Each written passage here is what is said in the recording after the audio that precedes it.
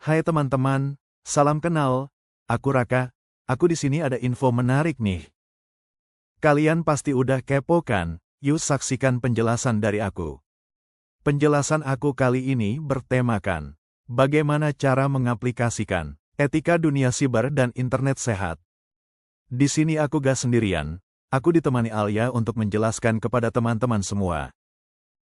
Halo teman-teman, aku Alia. Di sini aku membantu Raka untuk menjelaskan kepada teman-teman semua. Alia, akhir-akhir ini aku sering dengar istilah etika dunia siber dan internet sehat. Tapi jujur aja, aku belum benar-benar paham cara menerapkannya dalam kehidupan sehari-hari. Bisa tolong jelasin? Tentu Raka, etika dunia siber itu sebenarnya aturan tidak tertulis tentang bagaimana kita bersikap dan berperilaku di internet. Intinya sama seperti etika di dunia nyata, saling menghargai, jujur, dan bertanggung jawab. Berarti bukan cuma soal teknologi, tapi lebih ke sikap pengguna ya? Betul sekali. Misalnya, saat kamu berkomentar di media sosial, etika dunia siber mengajarkan kita untuk tidak menyebarkan ujaran kebencian, tidak menghina orang lain, dan tidak menulis sesuatu yang bisa menyakiti kelompok tertentu.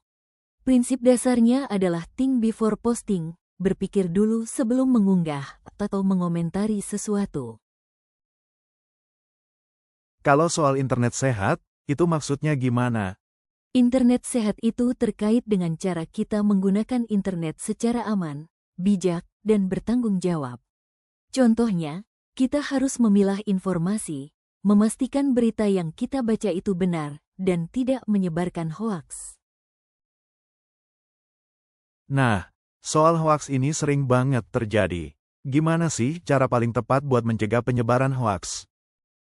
Ada beberapa cara praktis seperti mengecek sumber berita, pastikan berasal dari media resmi atau lembaga terpercaya. Periksa tanggal dan konteks, banyak berita lama yang disebarkan ulang seolah-olah baru.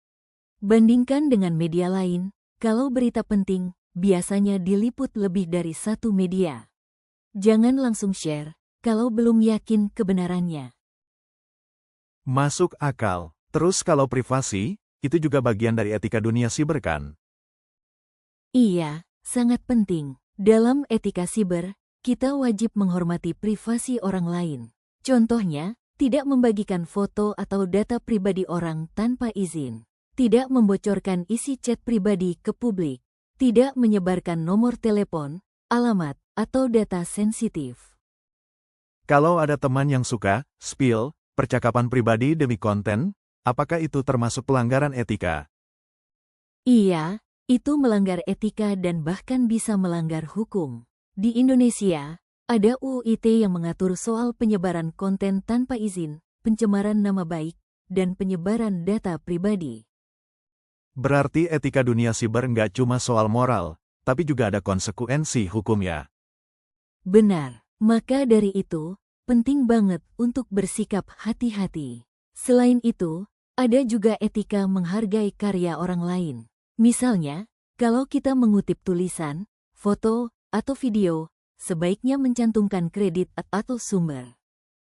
Itu seperti plagiarisme ya, kalau ambil karya orang lain dan ngakunya karya sendiri. Tepat sekali, dalam dunia akademik dan media sosial, itu termasuk pelanggaran serius. Internet sehat juga mengajarkan kita untuk menjadi pengguna yang kreatif tanpa mencuri karya orang lain. Terus, gimana cara menjaga diri sendiri biar aman di dunia siber? Ada beberapa langkah penting yang dapat dilakukan seperti menggunakan password yang kuat dengan kombinasi huruf, angka, dan simbol. Mengaktifkan autentikasi 2 faktor, 2FA, jika tersedia. Jangan asal klik link mencurigakan. Dan jangan membagikan kode OTP ke siapapun. Oh, jadi menjaga keamanan akun itu juga bagian dari internet sehat ya? Iya, itu bagian utama. Internet sehat bukan cuma soal konten, tapi juga soal keamanan digital. Kalau dalam komunikasi online, apa saja etika yang sebaiknya diterapkan? Ada beberapa hal yang bisa kita terapkan di antaranya, gunakan bahasa yang sopan. Hindari huruf kapital berlebihan karena terkesan seperti berteriak. Jangan memotong pembicaraan orang di forum atau grup online. Dan hormati perbedaan pendapat. Kadang orang lebih berani berkata kasar di internet karena mereka merasa diri mereka adalah anonim. Itu disebut disinhibisi online. Tapi tetap saja, setiap tindakan di internet ketika meninggalkan jejak digital atau biasanya disebut digital footprint. Yang artinya, apapun yang kita unggah bisa tersimpan lama dan itu akan berdampak pada masa depan. Berarti kita harus selalu sadar bahwa dunia maya juga dunia nyata dalam bentuk lain. Benar, etika dunia siber menuntut kita memperlakukan orang lain di internet dengan rasa hormat yang sama seperti di dunia nyata. Lalu apa yang dapat kita lakukan jika pengguna tersebut adalah anak-anak atau remaja? Jika mereka masih anak-anak atau remaja, mereka harus dibimbing oleh orang tua atau guru. Kita juga dapat mengajarkan batasan waktu penggunaan gadget, memberikan perlindungan dari konten negatif seperti kekerasan, pornografi, dan perjudian yang saat ini sering kali diperbincangkan.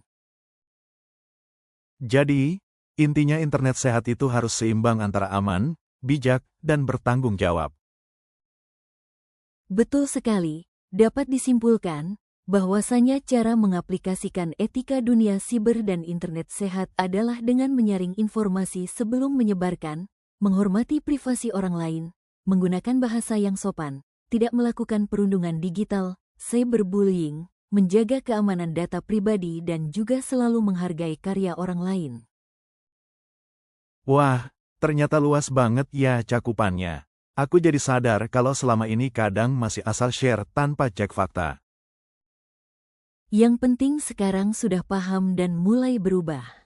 Etika dunia siber bukan untuk membatasi, tapi untuk menjadikan internet sebagai ruang yang aman dan bermanfaat buat semua. Terima kasih, Alia. Setelah ini, aku akan lebih bijak lagi dalam memakai internet. Sama-sama, Raka. Kita semua punya tanggung jawab untuk menciptakan dunia digital yang sehat dan beretika. Terima kasih teman-teman sudah menyaksikan penjelasanku dan Alia. Semoga pembelajaran ini bermanfaat bagi teman-teman semua. Sampai jumpa di video berikutnya.